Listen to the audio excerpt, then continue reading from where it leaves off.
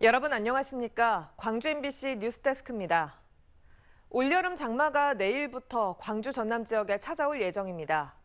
2년 전 기록적인 폭우로 아파트 지하 주차장이 흙탕물에 잠기고 강물이 범람해 막대한 피해를 입었던 탓에 재난당국이 비상 상황 대비에 들어갔습니다. 보도에 김영찬 기자입니다. 광주 시내 상습 침수 구역으로 수차례 피해가 반복됐던 백운광장 일대입니다. 지난 2020년 8월 이틀 동안 500mm가 넘는 폭우가 쏟아지면서 도로는 물론 집과 상가 등이 물에 잠겼습니다. 하수관 개선 장비 사업이 진행된 이후 처음으로 맞이하는 장마 소식에 주민들은 여전히 불안감을 감추지 못합니다.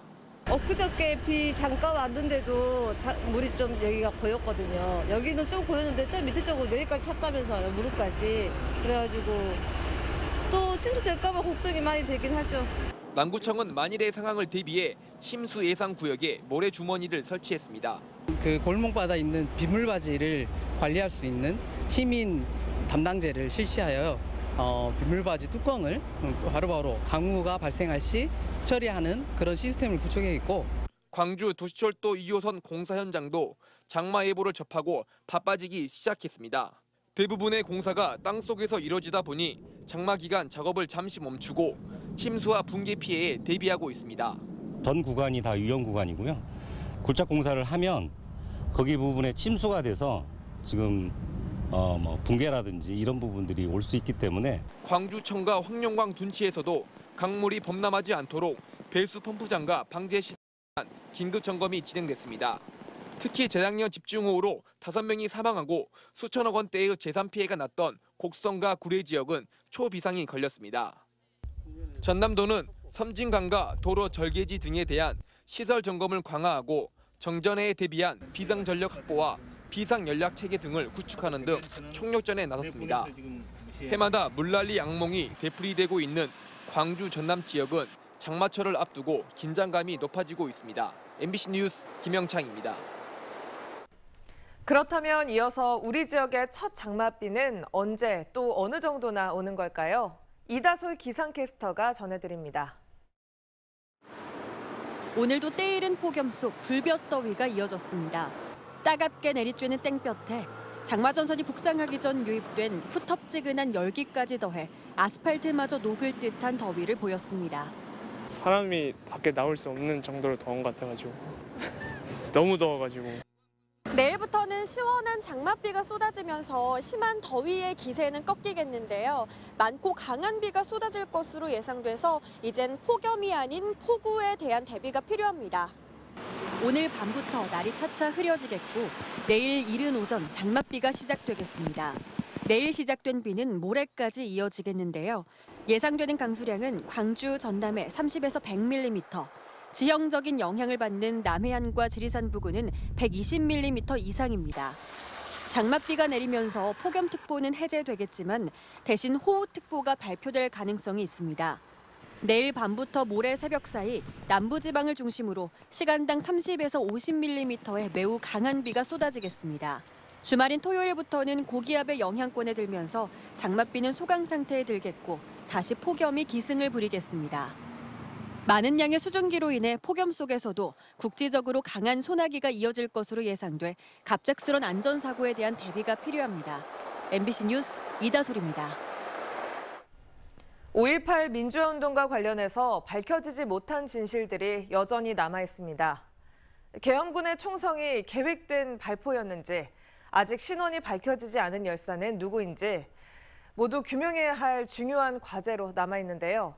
5.18 민주화운동 진상조사위원회가 집단 발포 당시 현장을 담은 새로운 사진들을 공개하면서 추가적인 진실이 드러날지 주목됩니다. 임지은 기자가 전해드립니다. 총으로 무장한 군인 100여 명이 도로 한복판에 서 있습니다. 그 뒤를 광주 시민들에게 총구를 겨눈 장갑차 2대가 따르고 있습니다. 자세히 보니 12.7mm 기관총에 실탄 105발이 장착돼 있는 걸 확인할 수 있습니다. 이미 그 2시간 전에 12.7mm 중기관총 59경 기관총에도 실탄이 장착돼 있다는 것을 사진으로 증명한 아주 귀중한 자료라고 할 수가 있겠습니다. 이 사진은 1980년 5월 21일 집단 발포가 있기 약 2시간 전 광주일보 사진기자가 금남로 전일빌딩 위에서 촬영했습니다. 당시 상황을 종합하면 집단 발포는 이미 계획됐던 것으로 현장에 있던 계엄군은 사전에 실탄을 지급받았던 것으로 해석됩니다. 현재까지는 기록과 증언들만 있었을 뿐 명백한 현장 자료가 없어 실탄 지급 경로 등 사실 규명에 어려움이 있었습니다. 그런데 이번에 공개된 사진에서 M113 장갑차에 실린 기관총에 실탄이 장착된 모습이 드러난 겁니다. 조사 과정에서 그 실탄이 장착되어 있는 것 같다는 사진들과 진술은 많이 확보를 했었는데 이렇게 실탄 장착 사실이 사진으로 명백하게 확인된 것은 이번이 처음입니다. 그동안 방어 차원에서 철수하는 31사단 병력들에게 경계용 실탄을 넘겨받았던 것뿐이라는 계엄군의 주장이 허위임을 증명하게 된 것입니다. 5.18 민주화운동 진상규명조사위원회는 태극기에 감싸진 시신 사진과 금남로 사가 교차로 위에 한 시민이 쓰러져 있는 사진도 최초로 공개했습니다. 조사위는 이번 사진들을 토대로 진술조사와 현장 조사를 병행해 발포 당시 진상규명은 물론 신원이 밝혀지지 않는 피해자들에 대한 추가 조사 작업도 확대해 나갈 예정입니다. MBC 뉴스 임지은입니다. 경찰이 금품 비위 의혹을 받고 있는 현직 광주시의원에 대해 수사를 진행하고 있습니다. 그런데 수사 도중 해당 시의원이 해외로 출국해 경찰이 행방을 쫓고 있습니다. 송정근 기자입니다. 현직 광주시의원이 경찰에 입건됐습니다. 제8대 시의회 의원인 해당 의원의 혐의는 금품 비위 연루 의혹입니다. 시의원의 지인이 특정인으로부터 부정한 청탁을 대가로 금품을 건네받았고 이 금품의 일부인 수천만 원을 시의원에게 건넨 정황이 포착된 겁니다. 피의자 신분으로 전환된 시의원은 소환조사 일정을 조율하던 중 지난 2일 필리핀으로 돌연 출국했고 현재 3주째 연락이 끊긴 것으로 알려졌습니다. 해당 의원의 해명을 듣기 위해 취재진이 연락을 취했지만 휴대전화는 꺼져 있는 상태입니다. 전원이 꺼져 있어 삐 소리 후 소리샘으로 연결되오며 통화료가 부과됩니다. 제8대 광주시의회의 마지막 임시회가 지난 15일부터 22일까지 열렸지만 해당 의원은 8일 동안 청가를 내고 자리를 비운 것으로 확인됐습니다. 경찰은 해당 의원이 수사를 피하기 위해 해외로 도피 잠적한 것이 아닌가 보고 소재 파악하는 데 주력하고 있습니다.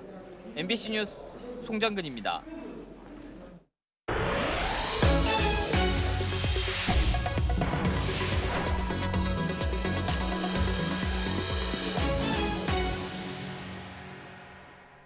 순수 우리 기술로 만든 누리호가 하늘문을 열고 우주 공간에 인공위성을 띄우는데 성공했습니다.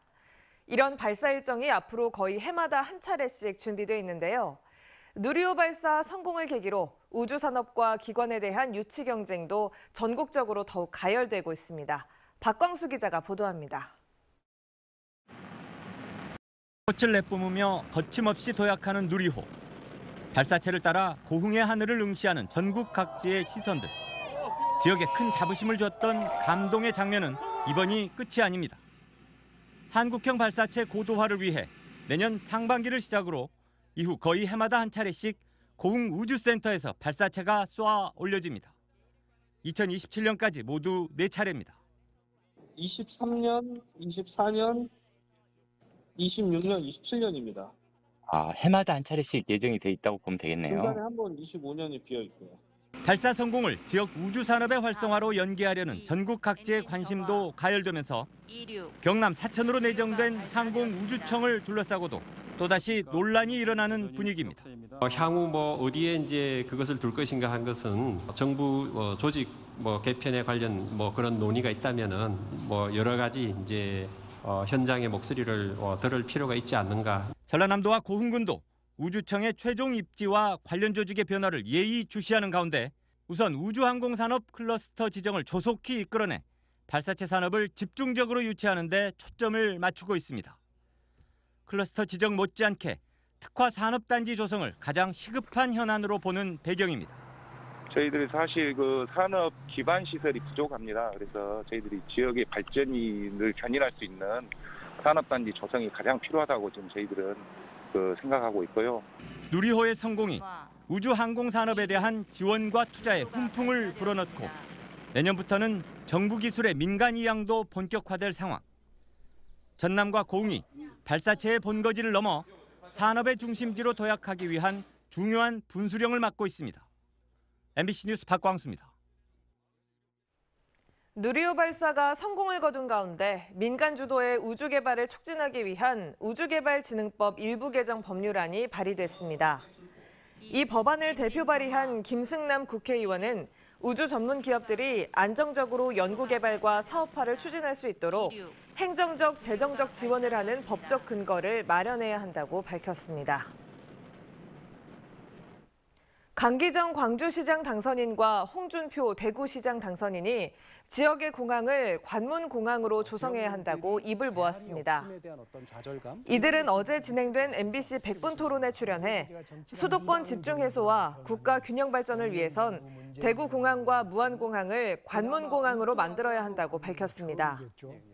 항공 화물의 98%를 인천공항에서 독점해 첨단 산업이 물류 비용 때문에 수도권에서 내려오지 않는다며 이 같은 해결책을 제시했습니다.